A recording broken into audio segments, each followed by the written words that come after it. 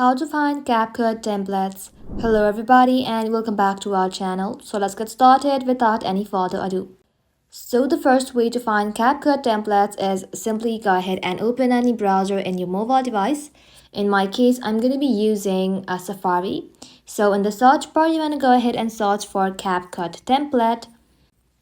And once you search for it, go ahead and tap on the first link. So in this page, you're going to be able to find different kind of CapCut templates. Now the next way to find CapCut templates is head back to your home screen and then open TikTok application. So once you've opened the TikTok app, you simply want to go ahead and log into your TikTok account. So once you're logged into your account, go ahead and tap on the search icon. And then in the search bar, go ahead and search for CapCut templates.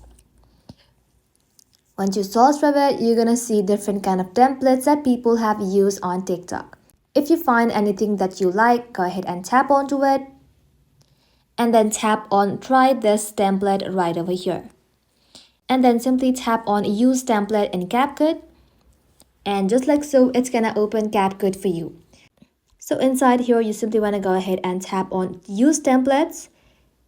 And just like so, you can choose your photo or video in order to use this template. That is how you can simply find CapCut templates in your mobile device and use them.